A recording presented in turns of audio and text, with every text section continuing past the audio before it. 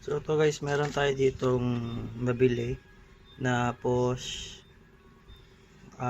interrupter relay.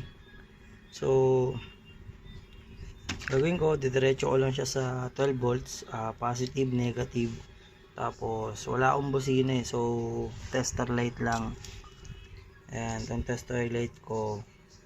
So dapat pag na wiring na natin yan dito sa ilaw natin, magpatay sindi kasi interrupt siya interrupter. So magpatay sindi. So kung busina to, kung example ito ay busina, mag titititititititit, dapat ganon pag pinress mo yung busina.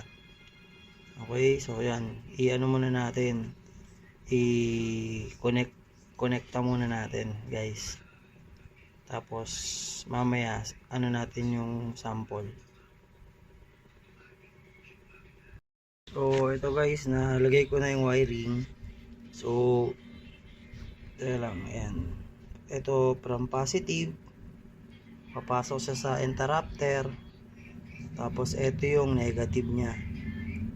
So from interrupter ilalabas niya, I think wala naman tong polarity or baka meron din. Ayan, kinabit ko lang yung kabilang line nung yung negative ng tester light, tapos yung kabilang ulo para mag-meet yung positive negative. Ito yung bulb, so ito yung karayom nung tester, nandito siya sa isang pin. So hindi muna tayo naglagay ng switch. So testing natin. So pag tinap natin to sa ground, dapat magbibiling siya. O commercial, ay sus, dumaan si Charlie. So ayan, so tatap ko na. So dapat magbiblink-blink yan. Tap muna natin. Ayan guys, okay. Ayan guys,